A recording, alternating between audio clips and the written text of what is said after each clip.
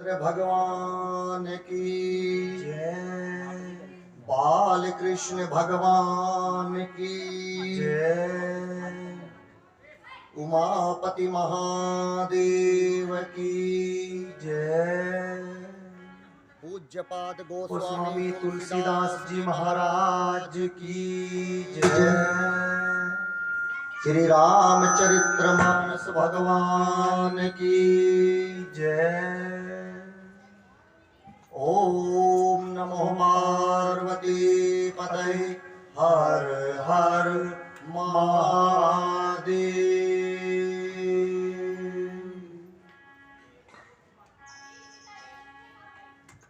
Hello hello hello hello hello hello hello. अनंत अनंत कोटि ब्रह्मांड नायक अब कारण करनाले वर्णाले राघव जी के चरणों में बारंबार साष्टांग, बहुत भावन शंकर भगवान जी के चरणों में बारंबार नमन और पूज्यपाद गोस्वामी तुलसीदास जी के चरणों में बारंबार वंदन। आपके गोकुल बिहार मेरठ कॉलोनी में चल रही 9 दिवसीय राम कथा के आप और हम आज यहाँ पर प्रथम दिवस के सत्र में यहाँ पर उपस्थित हुए हैं। आज के मुख्य यजमान के रूप में श्रीमान जी गजेंद्र सिंह जी सिसोदिया, उनकी धर्मपत्नी श्रीमती कविता सिंह सिसोदिया, इन्होंने आज पंचांग पीठ का पूजन कराया। उसके उपरांत व्यास पीठ और मेरे ठाकुर जी का पूजन कराया। भगवान इनके घर में सुख शांति दे, धन समृद्धि की वर्षा हो। आज यहाँ पर बैठे सभी मेरी माताएं बहनें, ये पिता तुल्य बुजुर्ग, नौजवान साथी और ये हमारी बाल मंडली, एक बार व्यासपीठ से सभी को जय सीताराम, जय सीताराम, जय सीताराम। आप बड़े भाग्यशाली हैं कि पहले से ही चैत्र मास के नवरात्रों की आज पंचम नवरात्रों के रूप में आज हमारी कथा यहाँ पर प्रारंभ हुई।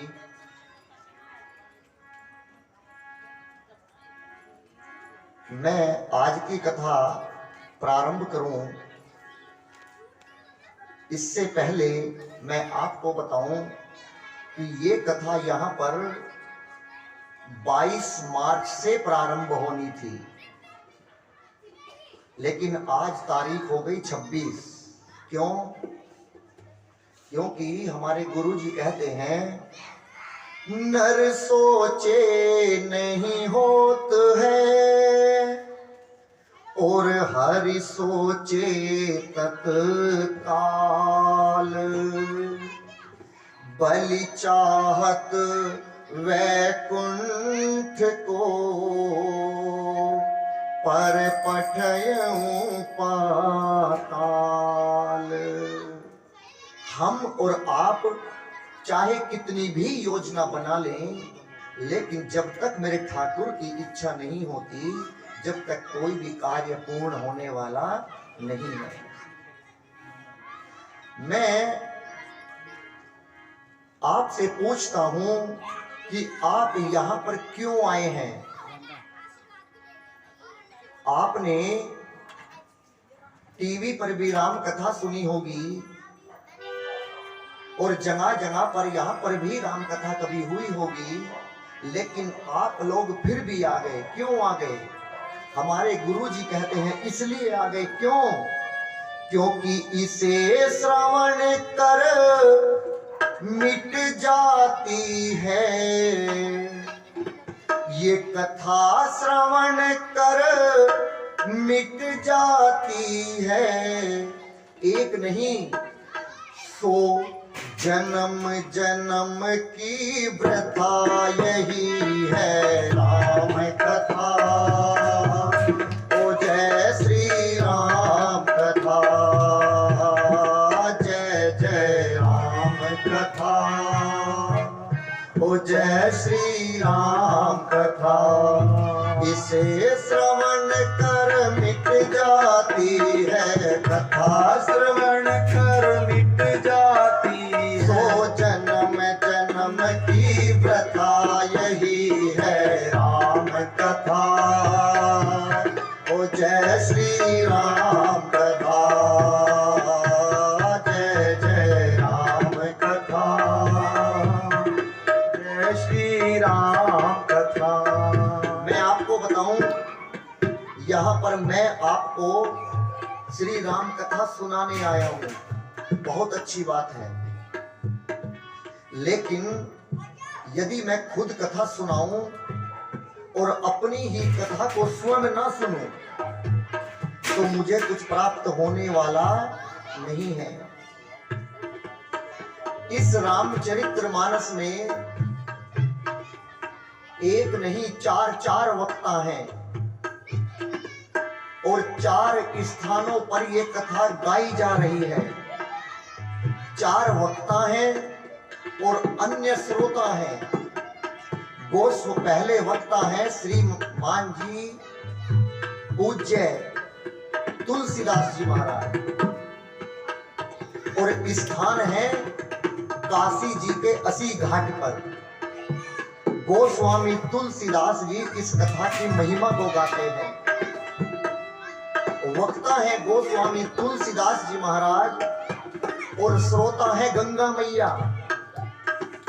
और वहां पर जितने भी बैठे हैं संत समाज, और कहे तो तुलसीदास जी का अपना मन। गोस्वामी तुलसीदास जी कथा की महिमा गाते हैं। वो कहते हैं, राम कथा कलिका मध्य गाये, सुर संजीवनी मोर सुहाये। राम कथा कलिका मध्य गाई, सुर संजीवनी नूर सुहाई। बुध विश्राम सकल जग रंजनी, राम कथा कलि कलुष विभंजनी। बुध विश्राम सकल जग रंजनी, राम कथा कलि कलुष विभंजनी। तेरा परमारथ बन जाए, तेरा परमारथ बन जाए।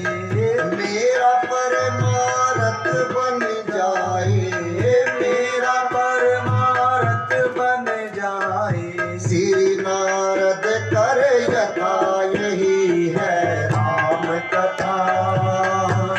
ओ जय श्री राम कथा, जय जय राम कथा। ओ जय श्री राम कथा, जय जय राम कथा। ओ जय श्री राम कथा, जय जय राम कथा, जय श्री राम कथा। पहले वक्ता गोस्वामी तुलसीदास जी महाराज। गोस्वामी तुलसीदास जी कहते हैं कि हे गंगा मैया, हे संत समाज, मैं तुम्हें कौन सी कथा सुनाऊं? मैं तुम्हें वो कथा सुनाऊंगा जो प्रयागराज तीर्थ में बैठकर याज्ञवल्क्य जी ने भरद्वाज जी को सुनाई थी। अब दूसरे वक्ता कौन आ गए? याज्ञवल्क्य जी महाराज, और श्रोता है भरद्वाज जी। गोस्वामी तुलसीदास जी कहते हैं, महामोह मोहि शेष विशाला, राम कथा कालिका कराला। महामोर महि शेष विशाला, राम कथा कालिका कराला। राम कथा शशि किरण समाना, संत चकोर करहि जेहि पाना। राम कथा शशि किरण समाना, संत चकोर करि जेहि पाना। पीकर तू भी अमर हो जाए, पीकर तू भी अमर हो जाए। ताके तू भी अमर हो जाए, ताके तू भी अमर हो जाए। श्री हनुमंत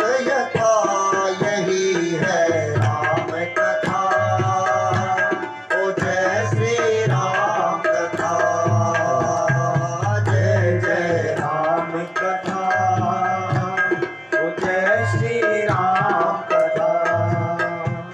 याज्ञवल्क्य जी महाराज कहते हैं कि मैं तुम्हें कौन सी कथा सुनाऊं भरद्वाज जी। मैं तुम्हें वो कथा सुनाऊंगा जो कैलाश पर्वत पर बैठकर शंकर भगवान ने मेरी मां पार्वती को सुनाई थी। अब तीसरे वक्ता कौन आ गए? शंकर भगवान जी। और श्रोता है मेरी मां पार्वती मैया। शंकर भगवान जी पार्वती मां से कहते हैं, राम कथा कलि विकट कुठारे, सादर सुनो गिरिराज कुमारी। राम कथा कलि विकट कुठारी, सादर सुनो गिरिराज कुमारी। कुल्हाड़ी आपने देखी है ना, कुल्हाड़ी लकड़ी काटने के काम आती है। शंकर भगवान जी कहते हैं, जब ये शरीर विकार रूपी बन जाए, कौन से विकार? काम, क्रोध, मद, मोह, मत्सर, इनको काटने के लिए वो लकड़ी काटने वाली कुल्हाड़ी नहीं, जिसके मन में श्री राम कथा रूपी कथा चलती है, ये राम कथा ही कुल्हाड़ी है। और इनको काटने के लिए राम कथा रूपी कुल्हाड़ी अपने आप काटकर समाप्त कर देती है। भाई बजवा दे इसे। अपने आप काटकर समाप्त कर देती है। मैं पूछता हूं कि कितना सुंदर पांडाल लगा है हो। यदि इसी के नीचे बहुत सारे कबूतर आकर बैठ जाएं और पीछे से कोई आकर ताली बजा दे, तो क्या बताइए एक भी कबूतर बचेगा? सब उड़ जाएंगे। जिस प्रकार ताली के बजने से कबूतर उड़ जाते हैं, उसी प्रकार जो राम रूपी कथा में आकर बैठता है और जो राम रूपी, जिसके जीवन में ये राम रूपी कथा है, जो इसे सुनता है, उसके जीवन में जो अंदर के जो संशय रूपी पक्षी बैठे हैं, उन्हें उड़ाना नहीं पड़ता, अपने आप उड़कर समाप्त हो जाते हैं। बाबा कहते हैं, राम कथा सुंदर करतारे, संशय विरग उड़ावन हारे। राम कथा सुंदर करतारी, संशय विरग उड़ावन हारी। तेरा सब संशय भागेगा, तेरा सब संशय भागेगा, मेरा सब संशय भागेगा, तेरा सब संशय भागेगा। माँ पार्वती कर जथा यही है राम कथा। ओ जय श्री राम कथा, जय जय राम कथा, ओ जय श्री राम कथा। शंकर भगवान जी कहते हैं, हे पार्वती, मैं तुम्हें वो कथा सुनाऊंगा जो नीलगिरी पर्वत पर बैठकर काग भसुंडी जी ने गरुड़ जी महाराज को सुनाई थी। लेकिन यहाँ पर आप दर्शन करिएगा, 4 स्थानों पर कथा चल रही है। 3 स्थानों पर वक्ता ने कथा को गाया और श्रोता ने सुना, लेकिन चौथे स्थान पर ऐसा नहीं हुआ। जो गरुड़ जी महाराज सुनने आए थे, वो उल्टा कथा सुनाने लगे। काग भसुंडी जी ने पूछा कि आप यहाँ पर क्यों आए हैं? गरुड़ जी ने बड़ा प्यारा सा उत्तर दिया, हे काग भसुंडी जी, सुने हो तात जही कारण आया हूँ, तो सब कया हूँ तरस सब पाया हूँ। सुनहु तात जही कारण आया हूँ, तो सब पाया हूँ तरस सब पाया हूँ। देखी परम पावन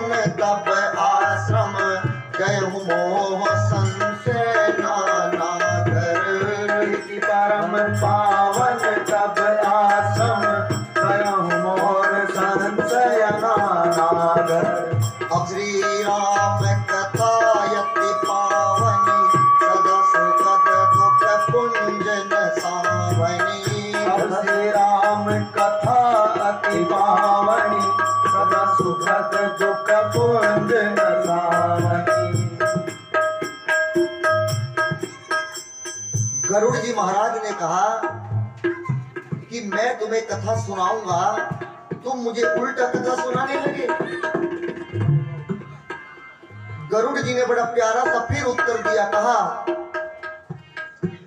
सादर तात सुनावहु मोही, सादर तात सुनावहु मोही, बार बार बिन प्रभु यही है राम कथा। ओ जय श्री राम कथा, जय जय राम कथा, जय श्री राम कथा। इसे श्रवण कर मिट जाती है कथा, श्रवण कर मिट जाती ये है कथा श्रवण कर मिट जाती है कथा, श्रवण कर मिट जाती सो जन्म जन्म की व्रता यही है राम कथा। जय श्री राम कथा जय जय राम कथा, जय श्री राम कथा।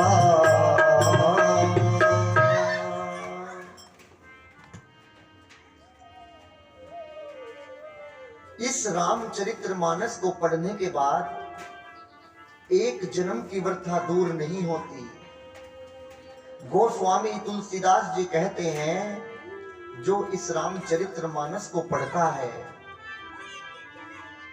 एक नहीं 100 जन्म जन्म की व्यथा यही है राम कथा। ओ जय श्री राम कथा। मैं आपसे पूछता हूं, यदि रोज एक व्यक्ति आपके पास में सही 9 बजे आवे सुबह को, रोज आवे और रोज आकर बतावे कि मैंने कहां पर घर खरीदा, कहां पर नौकरी की, कहां पर मैंने मकान बनाया, रोज आवे और यही कथा सुनावे, कितने दिन सुनोगे हो? 1 दिन, 4 दिन, 10 दिन। जैसे ही 11वां दिन आएगा तुम अपने बच्चों से कहोगे कि देखो 9 बजने वाले हैं, वो आएगा आएगा और सिर का दर्द बढ़ेगा। क्यों? क्योंकि वो जो सुनाता है वो एक जीव की कथा सुनाता है, और जीव की कथा जीवन की वृथा को बढ़ाती है, और जगदीश की कथा जीवन की वृथा को समाप्त करती है। ये मूल अंतर है, ये मूल अंतर है। एक नियम है कि जब तक कथा को ना जाने, जब तक प्रेम नहीं बढ़ता। आज के परिवेश की बात करूं मेरी मां, तो हम लोग कौन हैं? हम लोग मार्केटिंग एजेंट हैं। किसके? भगवान के। जिस प्रकार बड़ी बड़ी कंपनियों के सेल्समैन होते हैं और वो द्वार द्वार पर जाते हैं, घर घर जाकर अपना प्रोडक्ट बेचते हैं, असली सेल्समैन की जब तारीफ करी जाए मेरी माँ, जब गंजे को भी कंघी बेचकर आ जाए। अरे बाल वाले को तो सभी बेच देंगे। उसी प्रकार हमें भगवान ने भेजा है और कहा है कि जाओ, घर घर जाओ, शहर शहर जाओ, हर गांव में जाओ, और जो मुझ में नहीं लगा है उसका हाथ पकड़कर मेरे चरणों में लगाओ। ये हमारा काम है। इसीलिए मैंने कहा कि हम भगवान के भेजे हुए मार्केटिंग एजेंट हैं। भैया बच्चों को बता दो। इसीलिए कहा कि हम भगवान के भेजे हुए मार्केटिंग एजेंट हैं। यहाँ पर गोस्वामी तुलसीदास जी एक चौपाई लिखते हैं। सबसे पहले वो कहते हैं, अरे मन करी विषय अनल बान जराई, होई सुखी जो सर पर करी। करी माने हाथी, अवधि में करी को हाथी कहते हैं। गोस्वामी तुलसीदास जी कहते हैं कि ये जो हमारा मन है, ये मन रूपी हाथी विषय की अग्नि में दिन रात जलता है। विषय क्या है? ये आंख विषय है। ये आंख कहती है कि अच्छा देखने में मन नहीं लगता, बुरा बुरा देखा जाए, ये आंखों का विषय है। ये कान कहते हैं कि अच्छा ना सुना जाए, कहीं पर किसी की बुराई हो रही हो तो हम लोग ऐसे जाकर सुनते हैं कि जैसे मानो अमृत बरस रहा है, ये कान का विषय है। ये त्वचा कहती है कि कठोर कठोर स्पर्श ना हो, सदा कोमल कोमल स्पर्श होता रहे, ये त्वचा का विषय है। इसी विषय रूपी अग्नि में ये मन रूपी हाथी दिन रात जलता है। अभी क्या टाइम हुआ है? वो 7 बजे है। अभी मन किया कि गर्मा गर्म एक कप चाय मिल जाती तो कितना अच्छा होता। मन ने हमको फंसाया। हमको ये मन दिन रात फंसाता है। गोस्वामी तुलसीदास जी कहते हैं कि जब जंगल में आग लगती है तो हाथी बाहर जाने का मार्ग नहीं ढूंढता। क्यों? उसे पता है कि यदि बाहर जाऊंगा तो कोई वृक्ष जलकर मेरे ऊपर गिर जाएगा और मेरी मृत्यु हो जाएगी। वो उस जंगल में सरोवर को ढूंढता है और उस सरोवर में जाकर बैठ जाता है। क्यों? उसे पता है कि जब तक मैं इस ठंडे जल सरोवर में बैठा हूं, ये अग्नि मेरा बाल भी बांका करने वाली नहीं है। उसी प्रकार हम लोग भी दिन रात जलते हैं। जिसके जीवन में ये राम रूपी कथा है, ये राम रूपी सरोवर है, और जो इसको पढ़ता है और जो इसमें डुबकी लगाता है, उसे अग्नि या कोई भी ऐसी वस्तु प्रवेश नहीं कर सकती। ये राम रूपी सरोवर है। उसे विषय रूपी अग्नि में नहीं जलना पड़ता। यहां पर गोस्वामी तुलसीदास जी ने 4 युगों का वर्णन किया। गोस्वामी जी कहते हैं कि सतयुग में भगवान को प्राप्त करने के लिए बहुत तपस्या करनी पड़ती थी। कल की कथा में आप सुनेंगे मनु महाराज जी ने और उनकी पत्नी सतरूपा ने 23,000 वर्षों तक तपस्या की, जब जाकर उन्हें भगवान के दर्शन हुए। उसके बाद आया त्रेता। त्रेता में इतने वर्षों तक तपस्या करना संभव नहीं था। फिर यज्ञ प्रारंभ हुआ। केवल यज्ञ कीजिएगा और भगवान को प्राप्त कर लीजिएगा। उसके बाद आया द्वापर। अब द्वापर में आरती प्रारंभ हुई। केवल आरती करिएगा, भजन करिएगा और भगवान को प्राप्त कर लीजिएगा। अब उसके बाद चल रहा है क्या? कलयुग। जिसको देखो वो कलयुग की बुराई करता रहता है। सतयुग अच्छा था, त्रेता अच्छा था, कलयुग बहुत बुरा है। मैं आपसे पूछता हूं मेरी बहन, जब हमने सतयुग में जन्म ही नहीं लिया तो फिर हम सतयुग की अच्छाई को क्यों गुणगान करें? अरे हमने तो कलयुग में जन्म लिया है, हमें कलयुग की ही प्रशंसा करने का स्वभाव बने। किसी का लड़का कन्हैया ही क्यों ना हो, हमारे और आपके किस काम का? हमारे लिए तो हमारा बकलुलवा ही कन्हैया है, अपना ही काम आएगा। इसलिए अपने घर की प्रशंसा करने का स्वभाव बने।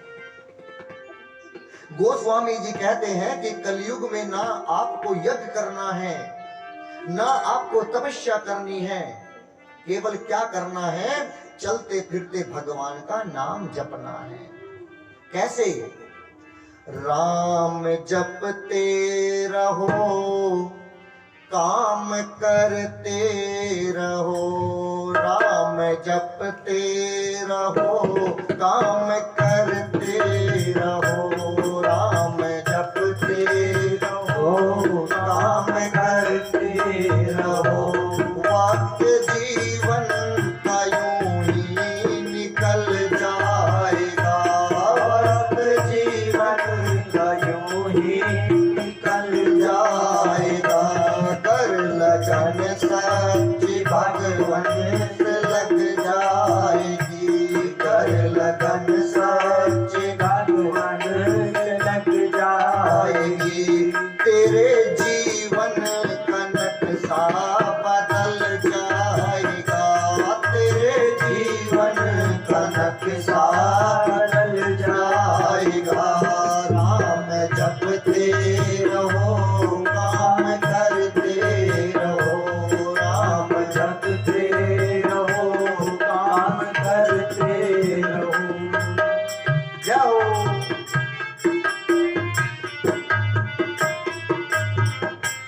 लाख 84 भ्रमण किया दुख सहन, लाख 84 भ्रमण किया दुख सहन।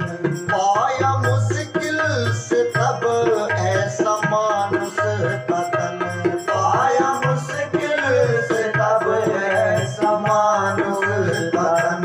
राह चलते चलो करके सीधी नजर, राह चलते रहो करके सीधी नजर। पैर नाजुक है नीचे फिसल जाएगा, पैर नाजुक है नीचे फिसल जाएगा। राम जपते रहो, काम करते रहो, राम जपते रहो, काम करते रहो। जाओ बोल तूने किया मैं करूँगा वफा, बोल तूने किया मैं करूँगा वफा। बोल हम लोग भगवान से जब माँ के गर्भ में आए थे तो हमने भगवान से वादा किया था कि मैं इस पृथ्वी पर जब जन्म लूंगा कोई पाप नहीं करूंगा, झूठ नहीं बोलूंगा, छल कपट कुछ नहीं करूंगा। लेकिन हम जन्म लेने के बाद उस वादे को भूल गए। बाबा कहते हैं कौल तूने किया मैं करूंगा वफा, कौल तूने किया मैं करूंगा वफा। पर गया भूल कुछ ना कमाया नफा, पर गया भूल कुछ ना कमाया नफा। आके मस्ती में तू मूल धन खा गया, आके मस्ती में तू मूल धन खा गया। आखिरी में तेरा सर कुचल जाएगा, आखिरी में तेरा सर कुचल जाएगा। राम जपते रहो, कर्म करते रहो, राम जपते रहो, काम करते रहो। वक्त जीवन का यूं ही निकल जाएगा, वक्त जीवन का यूं ही निकल जाएगा। राम जपते रहो, काम करते रहो, राम जपते रहो, काम करते रहो।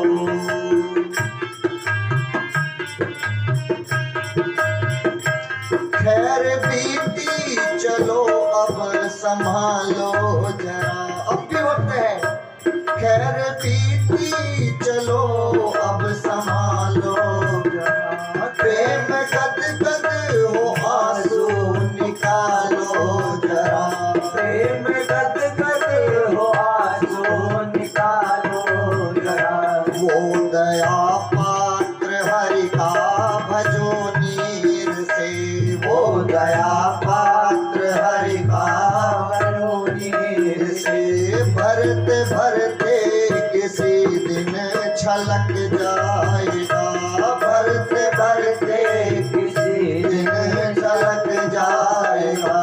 नाम जपते रहो, काम करते रहो, राम जपते रहो, काम करते रहो। वक्त जीवन कयो ही निकल जाएगा, वक्त जीवन कयो ही निकल जाएगा। राम जपते रहो, काम करते रहो।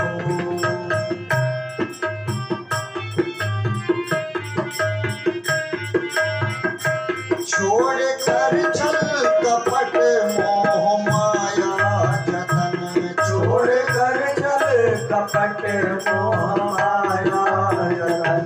लो प्रभु से लगाना जगदम्बा शरण, लो प्रभु से लगाना जगदम्बा शरण। मोम सा है जिगर इस दया सिंधु का, ओम सा है जिगर इस दया सिंधु का। असर पड़ते ही फौरन पिघल जाएगा, असर पड़ते ही फौरन पिघल जाएगा। राम जपते रहो, काम करते रहो, राम जपते रहो, काम करते रहो। वक्त जीवन कयो ही निकल जाएगा, वक्त जीवन कयो ही निकल जाएगा। यहाँ पर गोस्वामी तुलसीदास जी ने 7 कांड लिखे। पहला कांड श्री बालकांड, दूसरा श्री अयोध्या कांड और तीसरा श्री अरण्य कांड और चौथा श्री किष्किंधा कांड और 5वां कांड हम सब लोग गाते हैं, कौन सा? सुंदर कांड। और छठा कांड लिखा गोस्वामी जी ने लंका कांड और 7वां श्री उत्तर कांड।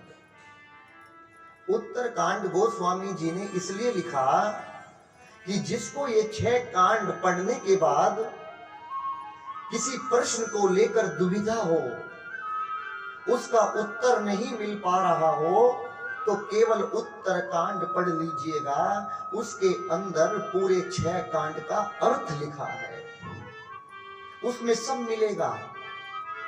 7 कांड लिखने के बाद गोस्वामी तुलसीदास जी ने 7 श्लोक लिखे। मानो कि जैसे एक एक कांड के लिए एक एक श्लोक लिखा हो। पहले श्लोक में गोस्वामी तुलसीदास जी लिखते हैं, वर्णानामर्थ संगानाम रसानाम छंदसाम यपि मंगलानाम च कर्तारो वंदे वाणी विनायको। क्या लिखा? मां सरस्वती और गणेश जी की वंदना की। जब आप लोग अपने घर में पूजा कराते हैं या करते हैं तो सबसे पहले कौन से भगवान की पूजा करते हैं? गणेश भगवान की। लेकिन गोस्वामी तुलसीदास जी ने गणेश भगवान जी की नहीं की। किसकी की? मां सरस्वती की। गोस्वामी जी कहना चाहते हैं कि जब तक मुझे ये ज्ञान नहीं होगा कि गणेश जी कौन है और वो ज्ञान मुझे कौन देगा, वो ज्ञान मुझे मां सरस्वती देगी, तो मैं गणेश जी की उपासना कैसे कर सकता हूं। इसीलिए पहले मां सरस्वती की वंदना की। मां सरस्वती बोलने की कला देती है और गणेश जी की दूसरे नंबर पर प्रार्थना की। गणेश भगवान जी विवेक प्रदान करते हैं, बुद्धि के दाता हैं। दूसरे श्लोक में विश्वास के प्रतिमूर्ति शंकर भगवान और मेरी मां पार्वती की वंदना किए। विश्वास के नाम पर मुझे एक बात याद आई। देखिएगा, भगवान कुछ भी नहीं है, भगवान कहीं नहीं है, ना वृंदावन, ना मथुरा, ना काशी, ना हरिद्वार। भगवान कहाँ है? यदि हमारा विश्वास है तो भगवान है, और यदि हमारा विश्वास नहीं है तो भगवान नहीं है। प्रहलाद को विश्वास था कि इस खंबे में भगवान है, उस खंबे में से भगवान को प्रकट होना पड़ा। एक मूर्तिकार एक पत्थर में से मूर्ति बनाता है, उसका उस पर विश्वास नहीं होता, लेकिन जैसे ही वो मूर्ति मंदिर में आकर लग जाती है तो हम सबका विश्वास हो जाता है। विश्वास ही भगवान है, भगवान कुछ भी नहीं है। यदि विश्वास है तो नीम के पत्ते में भी भगवान के दर्शन हो जाएंगे, और यदि विश्वास नहीं है तो काशी मथुरा वृंदावन कहीं भी घूमो मेरी मां, भगवान मिलने वाले नहीं है। तीसरे श्लोक में गुरु जी की वंदना किए, और चौथे श्लोक में हनुमान जी की वंदना किए, और पांचवें श्लोक में संत समाज की वंदना किए।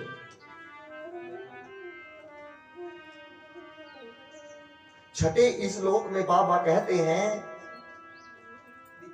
कि पहले मेरी मां जानकी की वंदना किए और राम जी की वंदना छठे श्लोक में किए। क्यों? पहले मां सीता की वंदना की।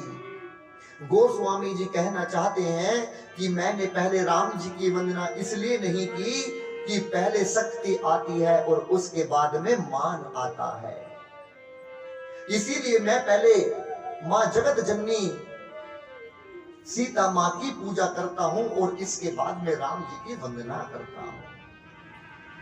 और सातवें श्लोक में कहते हैं कि मैंने इस रामचरितमानस की रचना कैसे की।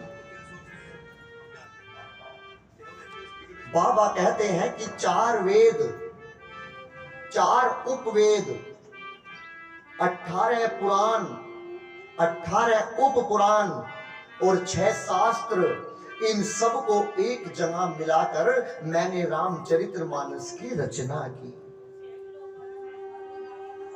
मैं आपको एक छोटी सी कथा सुनाऊं मेरी मां। एक काशी जी में एक संत जी रहते थे। वो तब भी रात को सोते थे तो अपने शिष्य को बुलाकर कहते थे कि मुझे रामचरितमानस की चौपाई सुनाओ। वो जब भी सोते थे तो रामचरितमानस की चौपाई सुनते थे। एक दिन उनके शिष्य ने उनसे पूछा कि गुरुजी, आपको तो 18 पुराण याद हैं, फिर आप रामचरितमानस की चौपाई ही क्यों सुनते हैं? गुरुजी ने बड़ा प्यारा सा उत्तर दिया। कहा कि बेटा, एक प्लेट में आम रखा हो और एक प्लेट में मौसमी रखी हो और एक प्लेट में अमरूद रखा हो और एक कांच के गिलास में इन तीनों फल का जूस निकाल कर रखा हो, तो बेटा आप कौन सा खाओगे और पियोगे? शिष्य ने कहा कि गुरुजी, हम वो फल नहीं खाएंगे, हम तो जो 3 फलों का जूस वो गिलास पिएंगे। यदि आप होते तो क्या कहते? आप भी यही कहते ना?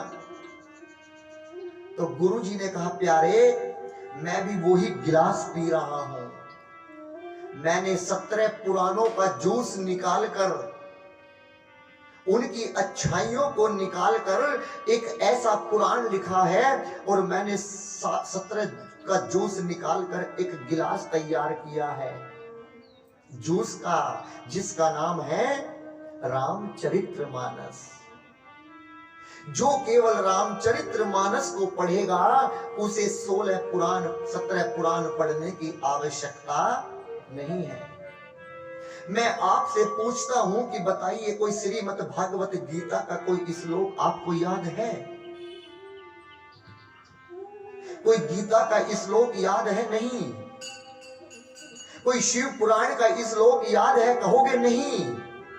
17 पुराण में से किसी को भी पूछूं तो आप कहेंगे नहीं महाराज जी। लेकिन यदि एक अनपढ़ अंगूठा छाप से भी मैं ये पूछूं क्या भैया आपको कोई रामचरितमानस की चौपाई याद है, तो वो भी कहेगा हाँ है। कौन सी चौपाई है जी? मंगल भवन अमंगल हारी, मंगल भवन अमंगल हारी, प्रभु सुदशरथ अजिर बिहारी, प्रभु सुदशरथ अजिर बिहारी। एक चौपाई और सब गाते हैं। कौन सी चौपाई? यदि अनपढ़ से भी पूछूं और एक चौपाई सुना दो, वो कहेगा एक और याद है महाराज जी। कौन सी? होगा वही जो राम रच राखा, होगा वही जो राम रच राखा, क्यों कर तरक बढ़ावे शाखा, क्यों कर तरक बढ़ावे शाखा।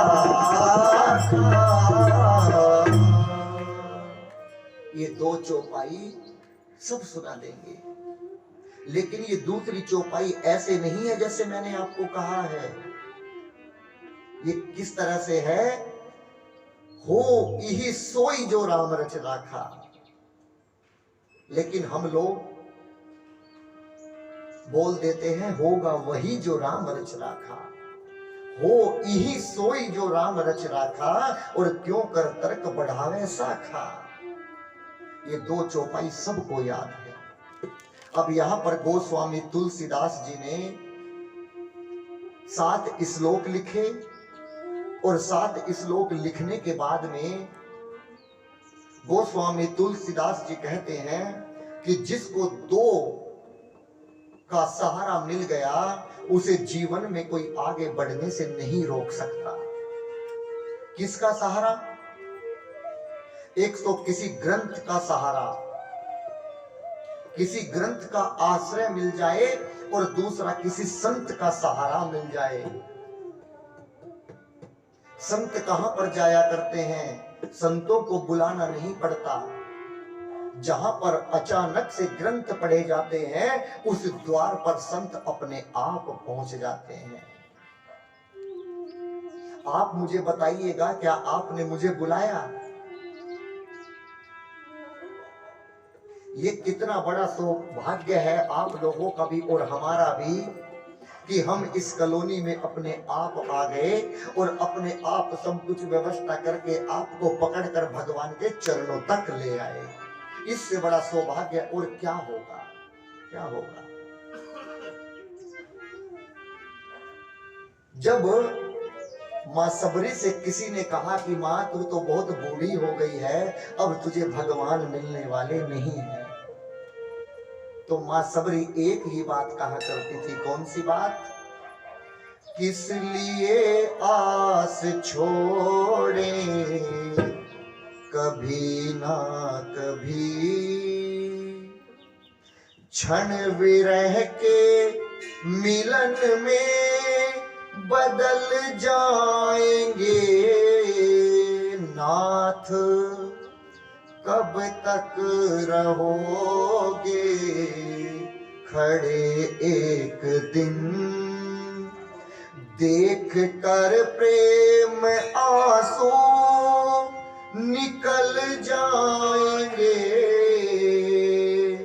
किस लिए आस छोड़े कभी ना कभी।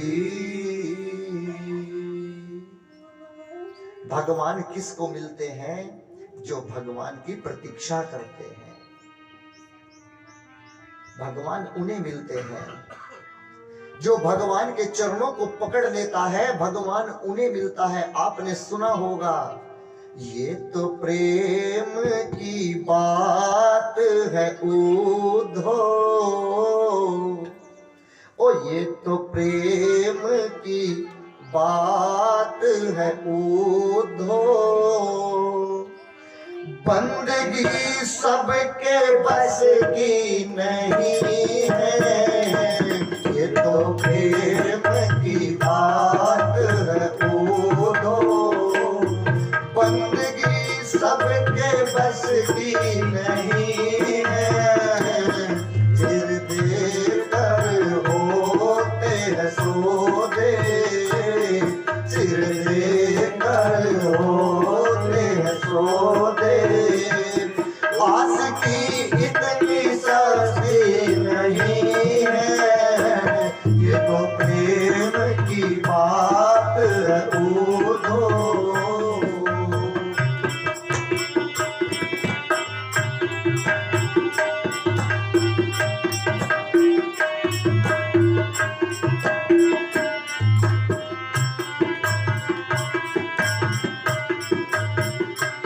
प्रेम वालों ने कब वक्त पूछा, प्रेम वालों ने कब वक्त पूछा, इसकी पूजा हो तुम करते प्यारे, इसकी पूजा तुम करते हो प्यारे, ओ यहाँ पल पल होती है पूजा, यहाँ पल पल होती है पूजा, सिर झुकाने की फुर्सत नहीं है, तो प्रेम की बात है उधो।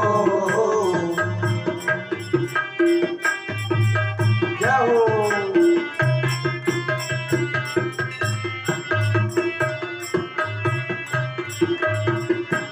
जो असल में है मस्ती में डूबे, जो असल में है मस्ती में डूबे, उन्हें परवाह क्या जिंदगी की, उन्हें परवाह क्या जिंदगी की, जो उतरते हैं चढ़ती है मस्ती, जो उतरती है चढ़ती है मस्ती, वो हकीकत में मस्ती नहीं है, ये तो प्रेम की बात है उधो, ये तो प्रेम की बात है उधो, बंदगी सबके बस की नहीं है, ये तो प्रेम की बात है उधो, ये तो प्रेम की बात है उधो। एक भक्त अपने मित्र के घर गया, जैसे ही गया तो उसके मित्र के हाथ में एक आरती की थाली थी। उसने कहा कि मित्र तुम क्या कर रहे हो? बोला अरे सही 7 बजे है ना, मैं सही 7 बजे भगवान की पूजा करता हूं। उसने कहा तुम वक्त देखकर पूजा करते हो कि हाँ, कि क्या तुम वक्त देखकर पूजा नहीं करते? नहीं। क्यों? यहाँ हर वक्त होती है पूजा,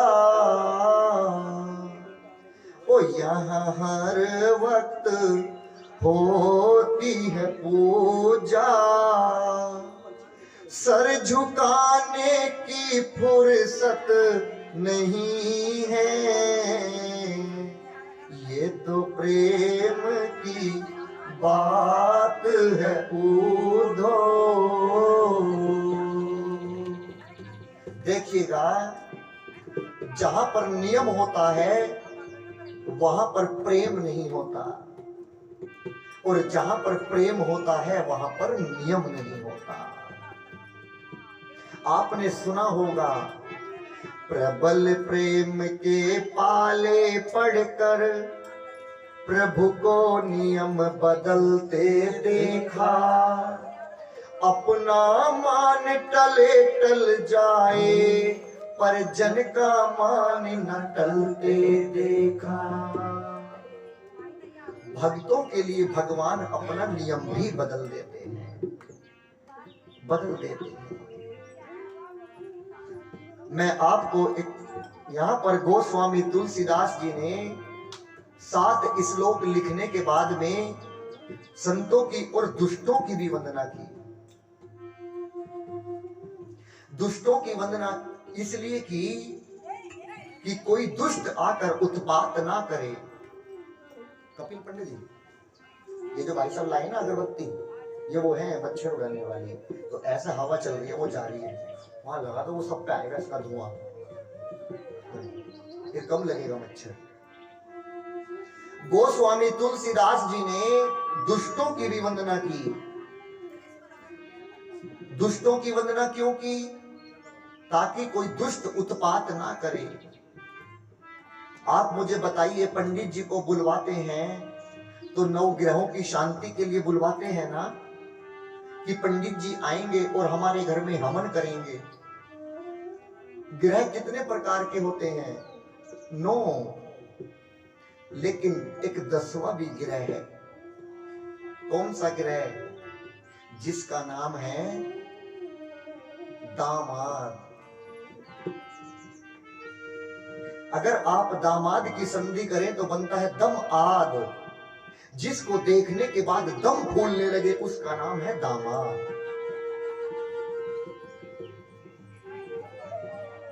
जब घर में कोई विवाह होता है या खुशी का कोई माहौल होता है तो बेटी और दामाद को अवश्य बुलाया जाता है। क्यों? यदि नहीं बुलाएंगे तो बुरा मान जाएंगे। और जब शादी में जो उनके ससुर होते हैं वो सोचते हैं कि यदि दामाद को कुछ काम नहीं दिया तो ये उधर उधर उंगली करेगा और इसकी बात हमें माननी पड़ेगी। तो जो होशियार ससुर होते हैं, बिहार में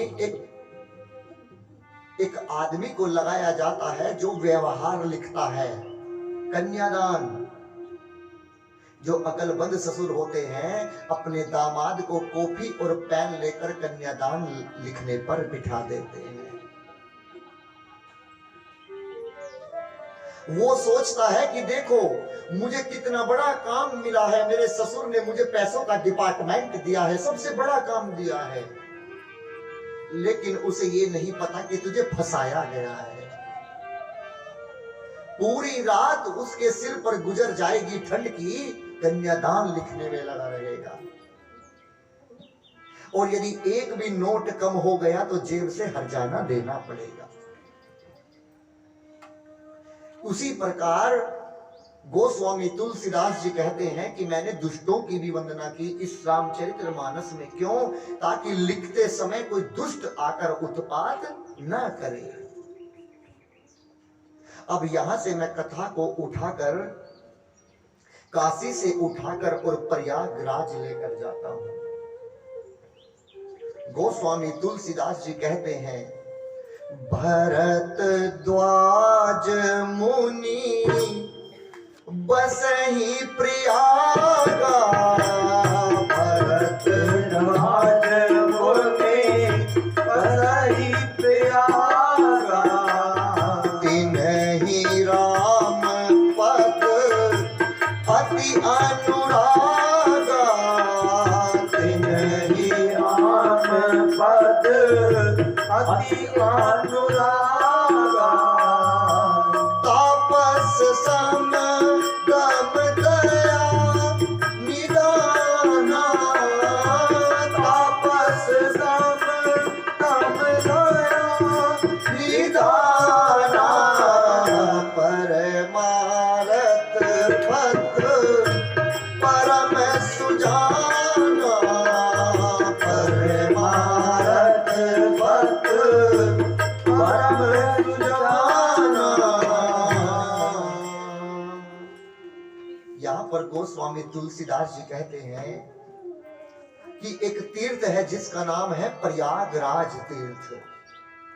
कहते हैं कि सारे तीर्थ बार बार और प्रयागराज एक बार। सब तीर्थों का राजा है प्रयागराज, एक बार अवश्य जाइएगा।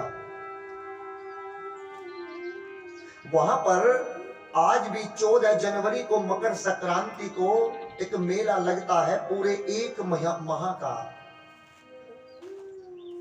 एक बार ऐसे ही मेला लगा हुआ था। यहां से मेरी मां इस कथा को बड़े ध्यान से सुनना। यहां से अगर तुमने कथा को समझ लिया तो समझ लेना कि पूरे 9 दिन की कथा समझ में आ जाएगी, वरना नहीं आएगी। वहां पर मेला लगा हुआ था और जैसे ही वो प्रयागराज का मेला समाप्त हुआ, सारे संत मुनि अपने अपनी कुटी को पधारने लगे। केवल एक संत बचे जिनका नाम था याज्ञवल्क्य जी महाराज। जैसे ही उन्होंने चलने की तैयारी की तो वहां पर एक ऋषि आए जिनका नाम था भरद्वाज जी, और उन्होंने जाकर याज्ञवल्क्य जी के चरणों को पकड़ लिया। याज्ञवल्क्य जी ने पूछा कि आपने मेरे चरणों को क्यों पकड़ा, आप कौन हैं? भरद्वाज जी ने कहा कि मेरा नाम भरद्वाज है और मेरा यहीं पर आश्रम है, तो आपने मुझे ही क्यों पकड़ा? कि मैं आपसे एक प्रश्न पूछना चाहता हूं। थोड़ा हल्का रख भाई। कि मैं आपसे एक प्रश्न पूछना चाहता हूं। याज्ञवल्क्य जी ने कहा कि यहाँ पर इतने हजारों संत आए थे, आपने उनसे क्यों नहीं पूछा, मुझसे ही क्यों पूछ रहे हो? भरद्वाज जी ने कहा कि मेरे प्रश्न का उत्तर इस संसार में आपके सिवा छोड़कर कोई दूसरा नहीं दे सकता। याज्ञवल्क्य जी को भरद्वाज जी अपने आश्रम में लाए और लाकर बिठाया और चरणों को पकड़कर बोले, प्रभु मेरे प्रश्न का उत्तर दीजिएगा। अब आप यहां पर देखिएगा, भरद्वाज जी ने ऐसा प्रश्न पूछा कि आप भी सुनकर हंसेंगे। क्या पूछा?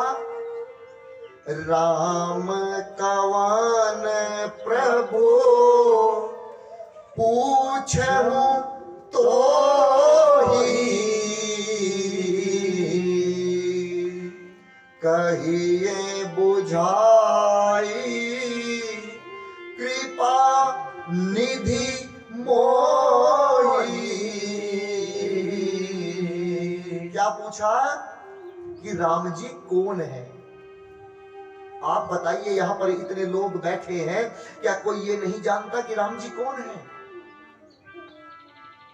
भरद्वाज जी के इस प्रश्न को सुनकर याज्ञवल्क्य महाराज जी मुस्कुराने लगे। देखिएगा, यदि हमें कोई संत मिले तो हमें उससे इसी प्रकार का प्रश्न पूछना चाहिए जिससे भगवत चर्चा प्रारंभ हो जाए। कुछ लोग होते हैं जहां पर झगड़ा होता रहता है, उसके बीच में जाकर उस लड़ाई को बंद करा देते हैं और भगवान की चर्चा प्रारंभ कर देते हैं। लेकिन कुछ दुष्ट ऐसे भी होते हैं कि जहां पर भगवत चर्चा चलती है और वहां पर जाकर विवाद खड़ा कर देते हैं। ऐसे लोगों से बचा जाए।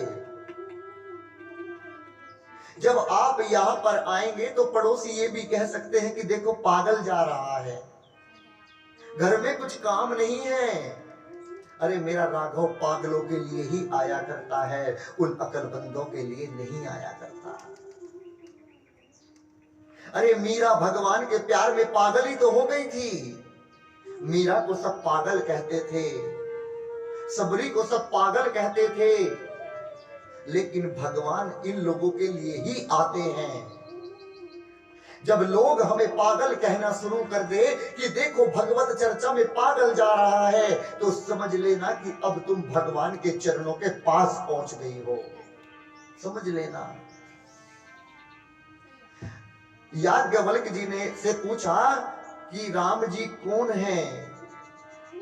देखिएगा, कहा कि एक राम को तो मैं जानता हूं। कौन से राम को?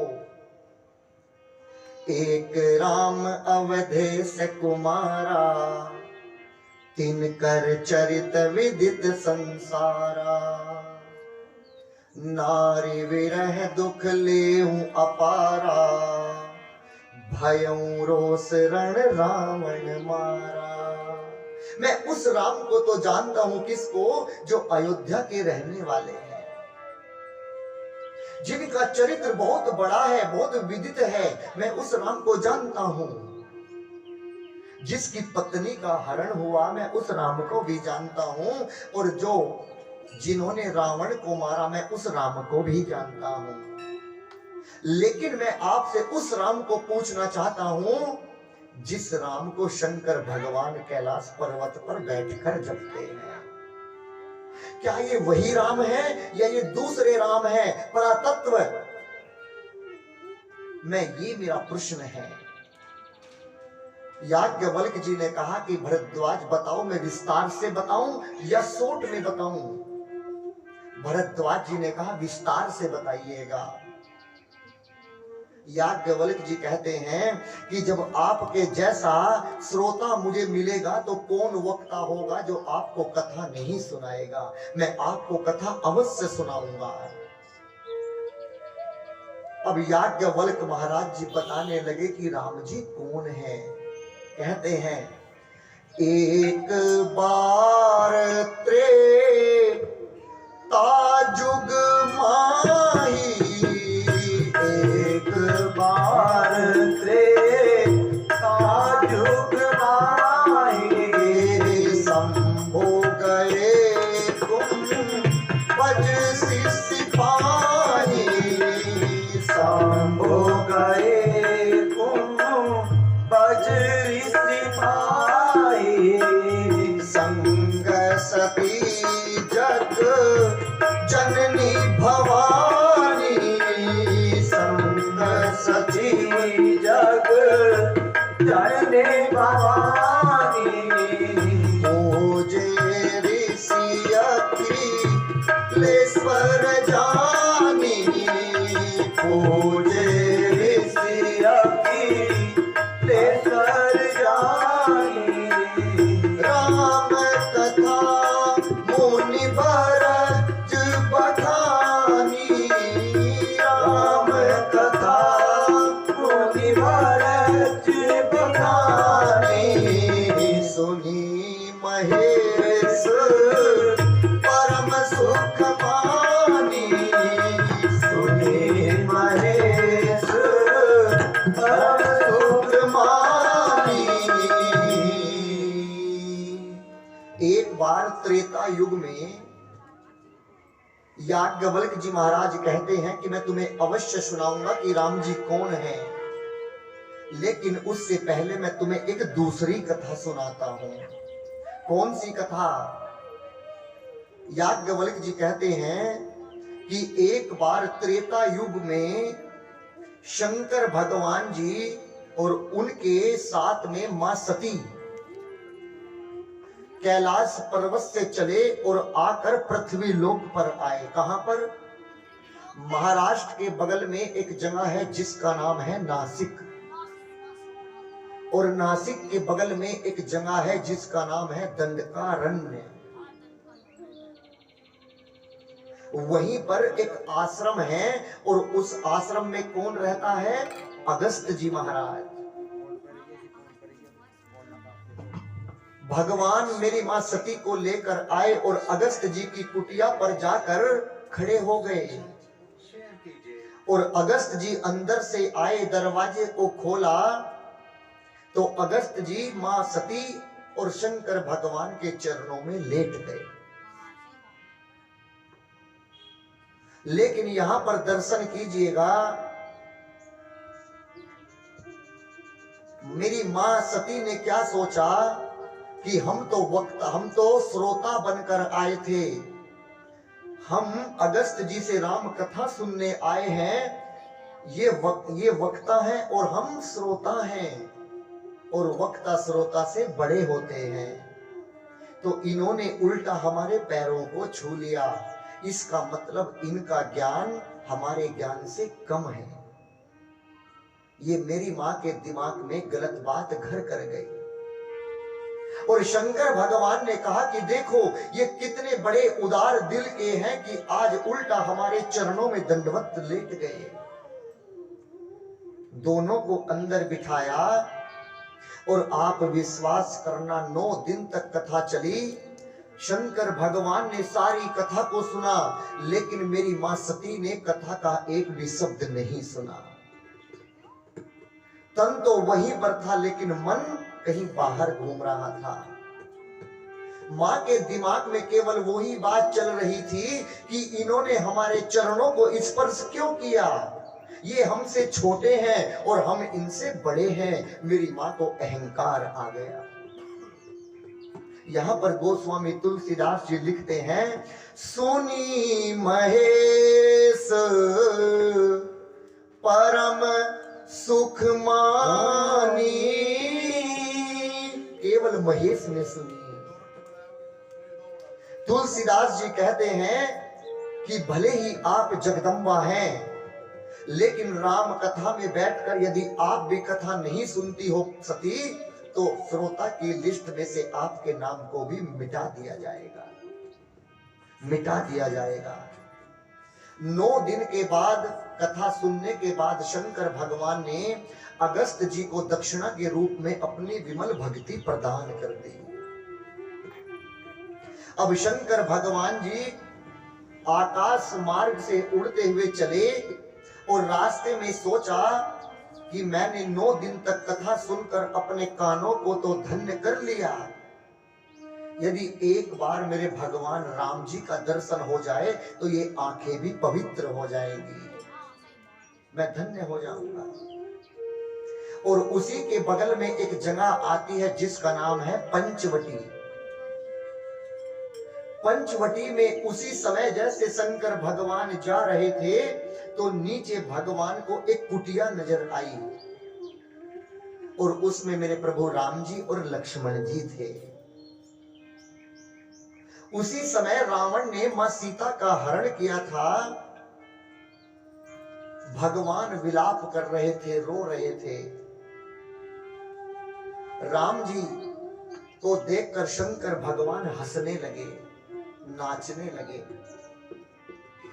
मां सती ने पूछा कि प्रभु आप जिसको सबसे अधिक प्रेम करते हैं, यदि वो दुखी है तो आप नाच रहे हैं, बताइए क्या कोई दुखी होगा हमारा जानने वाला या रिश्तेदार तो क्या हम नाचेंगे? उसके दुख को बांटेंगे। शंकर भगवान ने कहा देवी मैं इसलिए नाच रहा हूं कि आज भगवान लीला कर रहे हैं। अभी 11 बजे हैं, आज मैं 12 बजे तक जटायु को गति दे दूंगा और 2 बजे मां सबरी के पास पहुंच जाऊंगा और सबरी के पास पहुंचने के बाद मुझे पंपा सरोवर जाना है और जहां पर मेरा अवतार होगा किसके रूप में? हनुमान जी के रूप में।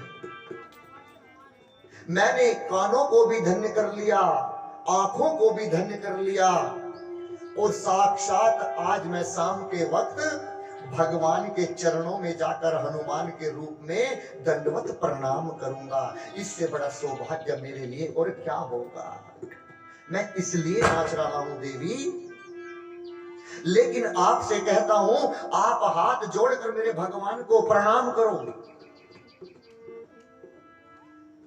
मां सती ने एक बार भी प्रणाम नहीं किया। भगवान ने बहुत समझाया लेकिन मां ने प्रणाम नहीं किया।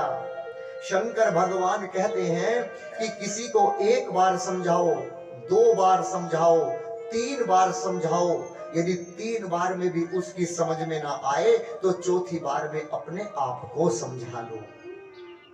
शंकर भगवान कहते हैं सती अब तुम्हारा कल्याण नहीं है, क्यों? अब होगा वही जो राम रच राखा, क्यों कर तर्क बढ़ा वैसा था। अब तुम्हारा कल्याण नहीं है, अब तुम्हारा अंत है सती। और भगवान ने कहा कि सती यदि तुम्हें लगता है कि मेरे भगवान ब्रह्म नहीं है तो जाओ तुम मेरे भगवान की परीक्षा ले लो। और सती मां ने सोचा कि मैं किसका रूप बनाकर जाऊं। मां के दिमाग में आया कि ये सीता को ढूंढ रहे हैं, चलो मैं सीता का रूप बनकर जाती हूं। यदि ये भगवान होंगे तो ये मुझे पहचान लेंगे, और यदि ये भगवान नहीं होंगे तो मुझे सीता समझकर मेरे पीछे पीछे दौड़ पड़ेंगे। मां के दिमाग में आया, पुनि पुनि हृदय विचार करी, धर सीता कर रूप, आगे होई चल पंत तेहि, जेहि आवत नर भूप। मां पंचवटी आश्रम में भेष बदल कर चली गई। जाकर राम जी ने कहा कि लक्ष्मण इन्हें प्रणाम करो। लक्ष्मण भैया ने मना कर दिया, क्यों? क्योंकि भैया मैं इन्हें प्रणाम नहीं करूंगा। भगवान ने कहा कि तुम्हें प्रणाम करना पड़ेगा, क्यों? क्योंकि ये आज हमारी गुरु बनकर आई हैं, ये हमारी परीक्षा लेना चाहती हैं, और जो परीक्षा लेता है वो गुरु होता है, और जो परीक्षा देता है वो शिष्य होता है। यानी हम शिष्य हैं और ये हमारी गुरु हैं, हमें प्रणाम करना पड़ेगा। लक्ष्मण जी ने कहा कि ये मेरी मां नहीं हो सकती। क्यों? क्योंकि हम लोग भेष बदलकर अपने चेहरे को तो बदल सकते हैं, लेकिन अंदर का स्वभाव कहां से बदलेंगे। ये मां सती भूल गई कि सीता राम जी के कभी आगे नहीं चलती थी, सीता मां सदा राम जी के पीछे पीछे चलती थी। और पंचवटी आश्रम में जाकर आज मेरी सती मां जो रूप बदल कर गई, भगवान के आगे आगे चलने लगी। लक्ष्मण भैया ने कहा ये नकली की भाभी है, मेरी भाभी नहीं हो सकती, क्योंकि मेरी भाभी तो सदैव मेरे भैया के पीछे पीछे चलती है और ये तो आगे चलती है। भगवान ने मेरी मां को पहचान लिया और कहा, कहूं बहोरी कहां वृष के तू, विपिन अकेली फिरहि एहि हेतु। क्या कहा? राम जी ने कहा, मां आप तो आ गई, क्या आपको डर नहीं लगता? मैंने कुछ क्षण के लिए अपनी पत्नी सीता को अकेला छोड़ा और कोई हरण कर कर ले गया। मेरे बाबा कहाँ है? कौन? भोलेनाथ। मां डर गई। मां ने सोचा, अरे इन्होंने तो मुझे पहचान लिया, और दौड़ी कैलाश पर्वत पर। शंकर भगवान ने जाते ही पूछा, लीनी परीक्षा कवन विधि, कहूं सत्य सब बात, कि तुमने मेरे भगवान की परीक्षा कैसे ली, मुझे सब बताओ। मां ने कहा कि नाथ मैंने कोई परीक्षा नहीं की, जिस प्रकार आपने हाथ जोड़कर प्रणाम किया ऐसे ही हाथ जोड़कर मैं प्रणाम कर कर वापिस आ गई। मां ने झूठ बोल दिया। क्या कहा? कछु न परीक्षा लीन गुसाई, कछु न परीक्षा लीन गुसाई,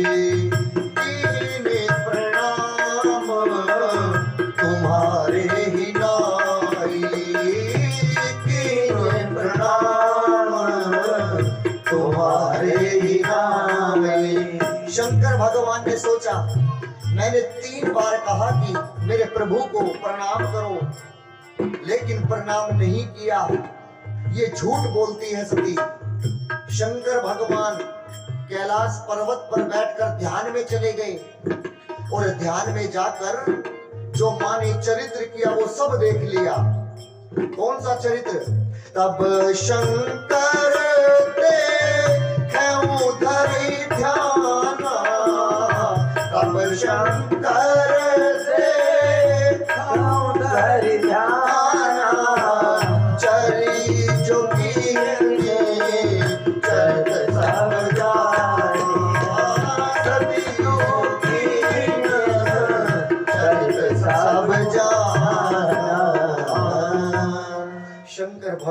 अपने पूरे चरित्र को देख लिया और कहा कि अरे तुमने मेरी मां का रूप बनाया कि आज के बाद मैं तुम्हें त्यागता हूं। और जो मेरी मां सती का बाया अंग था, बैठने के लिए मां सदा इस स्थान पर बैठती थी, आज भगवान शंकर जी ने मेरी मां को यहां पर नहीं बिठाया। कहां बिठाया? सन्मुख बिठाया और कहा कि तुमने मेरी मां का रूप धारण किया है, मां सीता का, अब तुम मेरी पत्नी नहीं, अब तुम मेरी मां के जैसी हो और मैं तुम्हें त्यागता हूं। शंकर भगवान ने मां सती को त्याग दिया और 87,000 वर्षों के लिए भगवान शंकर समाधि में चले गए। कितने वर्षों के लिए? 87,000 वर्षों के लिए। 87,000 वर्षों तक मेरी मां सती ने वहीं पर बैठकर ओम नमः शिवाय, ओम नमः शिवाय का जाप किया।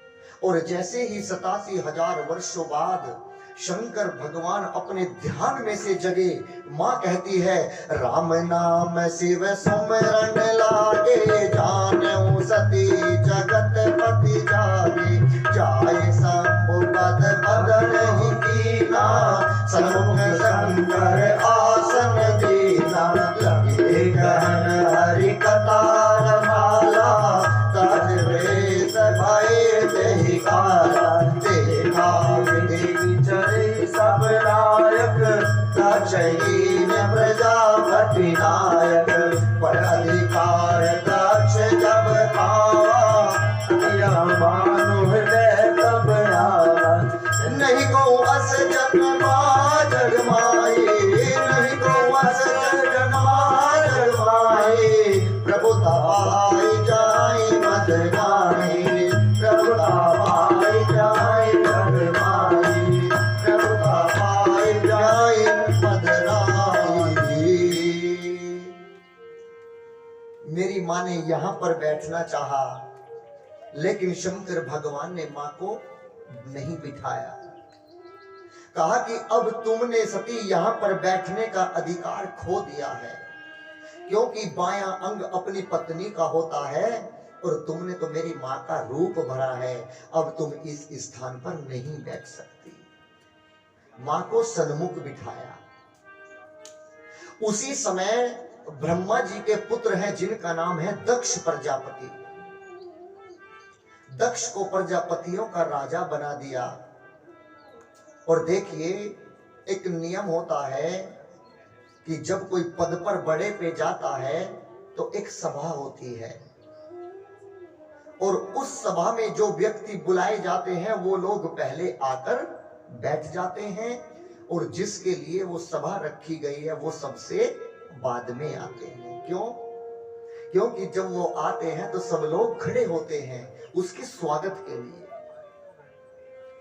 जैसे ही सारे देवता बुलाए, एक सभा रखी गई कि आज एक सभा रखेंगे कि मुझे मेरे पिताजी ने प्रजापतियों का राजा बनाया है। सब देवता आकर बैठ गए। सबसे बाद में दक्ष आए और दक्ष को देखकर सब देवता खड़े हो गए, लेकिन 3 लोग नहीं खड़े हुए। कौन से? ब्रह्मा, विष्णु, महेश। दक्ष ने सोचा चलो ब्रह्मा जी खड़े नहीं हुए, कोई बात नहीं, ये तो मेरे पिता हैं। विष्णु जी खड़े नहीं हुए, कोई बात नहीं, ये मेरे दादा हैं। लेकिन ये शंकर भी मुझे देखकर खड़ा नहीं हुआ, ये तो मेरा दामाद है, मेरे बेटे के जैसा है, इसे इतना बड़ा अहंकार। और आज दक्ष के मन में जितना भी क्रोध था वो सारा शंकर भगवान पर निकाल दिया। शंकर भगवान को बहुत बुरा भला कहा, लेकिन ब्रह्मा जी ने शंकर भगवान जी के हाथ को पकड़ लिया और कहा, ब्रह्मा जी ने कहा कि मेरे बच्चे को माफ कर दो। देखिएगा, शंकर भगवान इतने अलमस्त हैं। मैं आपको एक कथा सुनाऊं। मैं आपको एक कथा सुनाऊं। एक चोर अपने घर से चला उसके घर में उस दिन भोजन नहीं बना था। शंकर भगवान के मंदिर में आया और वहां पर 12 बजे के बाद पंडित जी ने पट को बंद किया, द्वार बंद किए और अपने घर को चले गए। चोर ने सोचा कि यही मौका है चोरी करने का, और जाकर शंकर भगवान के मंदिर को खोला और जाकर देखा कि ऊपर एक कलश टंगा था सोने का। अब चोर का हाथ उस कलश पर नहीं गया। चोर ने शंकर भगवान जी से कहा कि हे भोलेनाथ, अब मेरे पास कोई उपाय नहीं है इस कलश को उतारने के लिए, और यदि मैंने इस कलश को नहीं उतारा, इसे नहीं बेचा तो मेरे घर में रोटी नहीं बनेगी। बस एक ही उपाय बचता है। कौन सा उपाय? कि मैं तुम्हारे शिवलिंग पर खड़ा होकर इसे उतार लेता हूं। उस चोर ने अपने पैरों को शिवलिंग पे रखा, उस पर चढ़ गया और उस कलश को उतार लिया। इसी बीच में पंडित जी आ गए, बोले चोर चोर चोर, पकड़ो पकड़ो। उस चोर को पकड़ लिया और जैसे ही पकड़ा, शंकर भगवान ने दर्शन दे दिए। पंडित जी ने कहा कि देखो मैंने कितना भजन किया कि आज शंकर भगवान ने मुझे दर्शन दिए हैं। शंकर भगवान ने कहा प्यारे, मैंने तुझे दर्शन नहीं दिए हैं। क्यों? आज तक तूने मेरे ऊपर क्या क्या चढ़ाया? दूध चढ़ाया, दही चढ़ाई, शहद चढ़ाया, लड्डू चढ़ाए, पेड़े चढ़ाए, लेकिन आज इस चोर ने तो अपने आप को ही मेरे ऊपर चढ़ा दिया। मैंने इस चोर को दर्शन दिए। तो शंकर भगवान के ऊपर आप कोई भी वस्तु चढ़ा दो मेरी मां, शंकर भगवान तो उसी में गदगद हो जाते हैं। बस हमारा भाव होना चाहिए। भांग चढ़ाओ, धतूरा चढ़ाओ, कुछ चढ़ाओ, शंकर भगवान गदगद हो जाते हैं। जो ये सोचता है कुछ दौलत कमाने के बाद, गाड़ी बंगला बन जाने के बाद, जो ये कहता है कि ये मैंने किया है, ये अभिमान है। और जो सब कुछ प्राप्त करने के बाद ये कहता है कि ये मैंने नहीं किया है, ये सब मेरे ठाकुर ने किया है, उसे कभी जीवन में अभिमान नहीं होता। भक्त तो केवल दिन रात बस एक ही बात कहता है। कौन सी बात? मेरा राम की कृपा से सब काम हो रहा है। मेरा राम की कृपा से सब काम हो रहा है। मेरा राम की कृपा से सब काम हो रहा है। मेरा राम की कृपा से सब काम हो रहा है। करते हैं मेरे राघव, करते हैं मेरे राघव, मेरा नाम हो रहा है। मेरा राम की कृपा से सब काम हो रहा है। मेरा राम की कृपा से सब काम हो रहा है। जाओ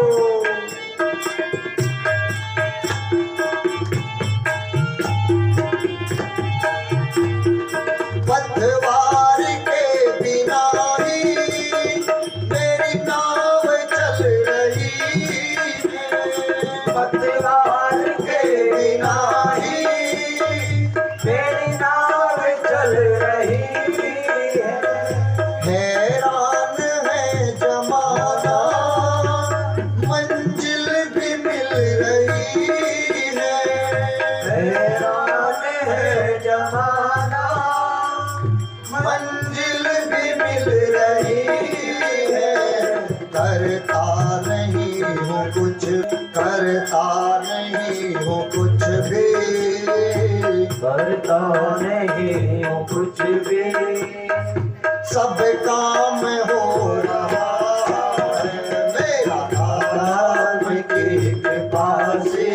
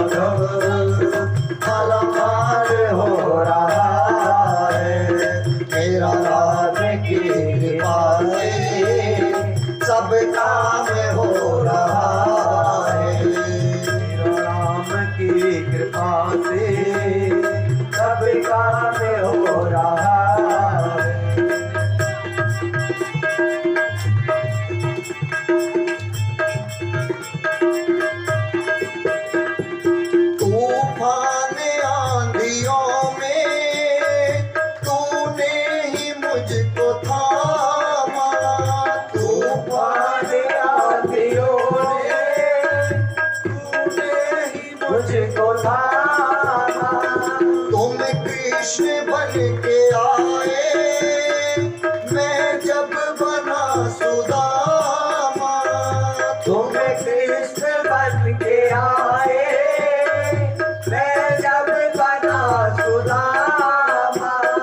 तेरा करम ही मुझ पर, तेरा करम ही मुझ पर सरेआम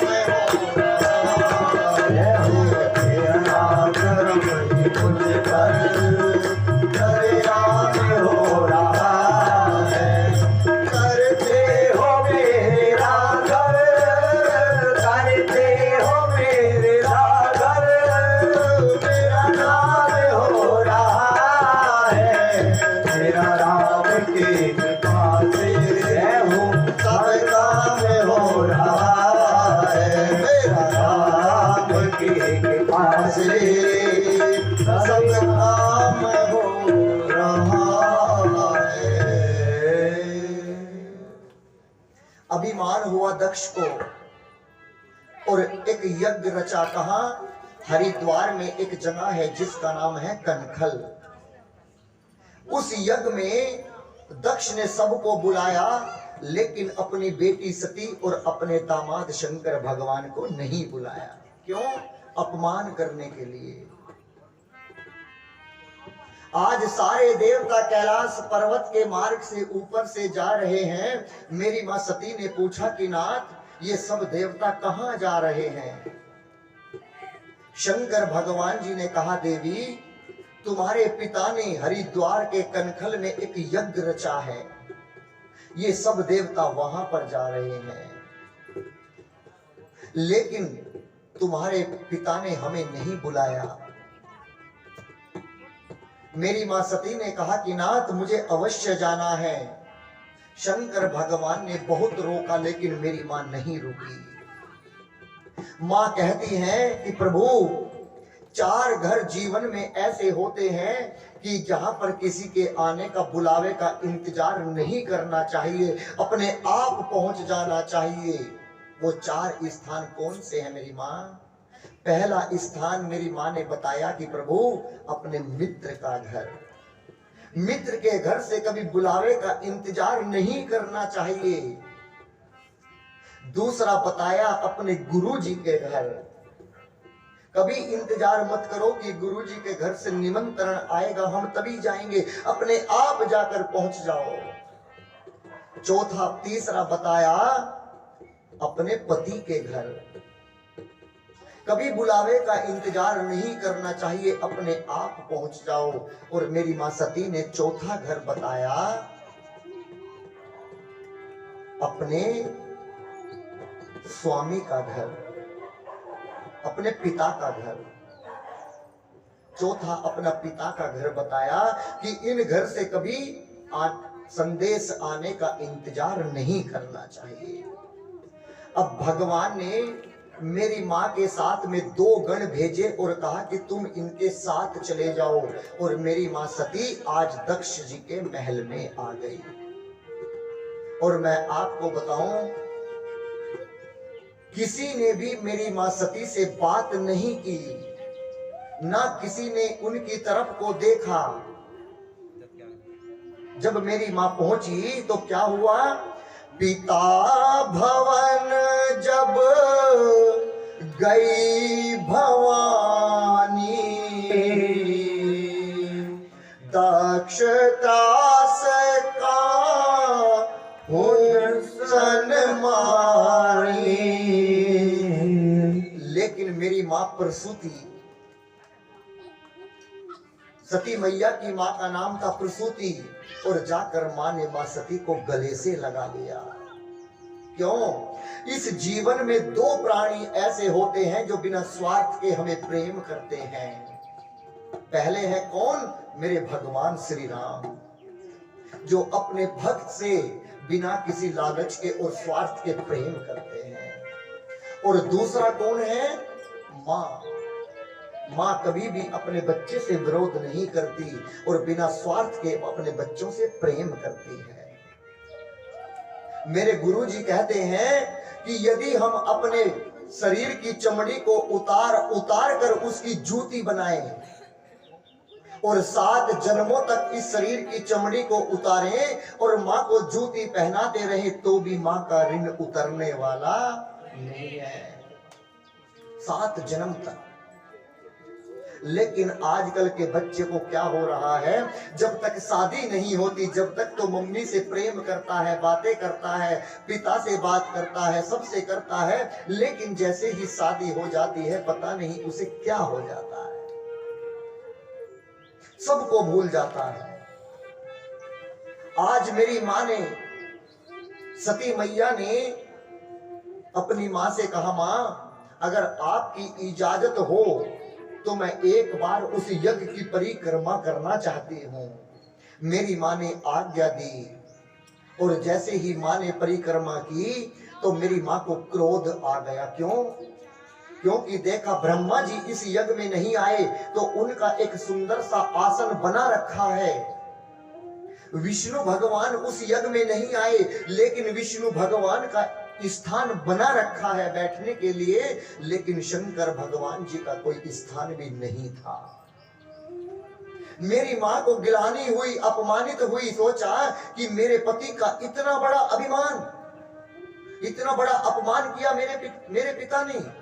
आज यहाँ पर जितने भी लोग बैठे हैं आज मैं सबको श्राप दूंगी। और मेरी माँ को क्रोध आया। माँ ने कहा, सुनहु सभा सब सकल मुनिंदा, सुनहु सभा सब सकल मुनिंदा, कहीं सुने जिन शंकर निंदा, कहीं सुने जिन शंकर निंदा, सो फल तुरत लहस सब काहू, सो फल रहस तुरत सब काहू, भली बात पछताव पिताहू, भली बात पछताव पिताहू, संत सांबो श्रीपति अपवादा, संत सांबो श्रीपति अपवादा, सुनिज जाता अति मर जाता, सुनिज रहता अति मर जाता, काटियता सुजीव जो बसाई, काटियता सुजीव जो बसाई, शरण मोदिनत चलिय पराई, शरण मोदिनत चलिय पराई, जगदात्मा महेश पुरारी, जगदात्मा महेश पुरारी, जगत जनक सबके हितकारी, जगत जनक सबके हितकारी, पिता मंदमति निंदत तेरी, पिता मंदमति निंदत तेरी, दक्ष शुक्र संभव यह तेरी, दक्ष शुक्र संभव यह तेरी, तजि हम तुरंत ही तही तो, तजि हम तुरंत ही तही तो, उर्धरि चंद्र मोद बसते तो, उर्धरि चंद्र मोद बसते तो, अस कहीं जोग अगन तनु जारा, अस कहीं जोग अगन तनु जारा, भयउ सकल मत हाहाकारा, भयउ सकल मत हाहाकारा। मेरी माँ ने परिक्रमा करके और अपने सीधे पांव के अंगूठे के नाखून से अग्नि को जलाया और अपने आप को पूर्ण आहुति के रूप में भस्म कर लिया। मेरी मां जलकर भस्म हो गई। लेकिन मैं बताऊं, मां ने अग्नि में भस्म होने से पहले श्री राम जी से एक वरदान मांगा। कहा कि नाथ, मैंने तुम्हारा बहुत अपमान किया है, अपने पति की बात को नहीं माना, आज मैं तुमसे एक वरदान मांगना चाहती हूँ। मेरे राम जी साकेत से आए और मेरी माँ ने क्या मांगा? सती मरण हरि सन बरु मांगा। क्या मांगा? जन्म जन्म शिव पद अनुराग, कि मेरे जितने भी जन्म हो मैं हर जन्म में शंकर भगवान के चरणों की दासी बनूं। श्री राम जी ने कहा, तथास्तु, ये तो तय है कि तुम शंकर भगवान की पत्नी बनोगी। यदि तुम कहो तो तुम्हें दक्ष की बेटी बना दूं। कहा कि मुझे पत्थर की बेटी बना देना, लेकिन मुझे दक्ष की बेटी कदापि मत बनाना, कदापि मत बनाना। और जब मेरी माँ ने अपने शरीर को त्यागा तो नारद जी गए शंकर भगवान के पास कैलाश पर्वत और आज शंकर भगवान जी का एक अवतार हुआ। कौन सा अवतार? वीरभद्र का अवतार। वीरभद्र को भेजा और वीरभद्र ने वहां पर एक पूसा नाम का देवता बैठा था, जाकर उसकी दाढ़ी को उखाड़ा और एक मुष्टिका का प्रहार किया। एक वहां पर भृगु ऋषि बैठे थे, भृगु ऋषि को बहुत मारा और सबसे बाद में दक्ष को देखा और दक्ष की गर्दन को पकड़कर उनके शरीर से गर्दन को उखाड़कर अलग कर और अग्नि में भस्म कर दिया। थोड़ा सेव कर देना, दोबारा चला।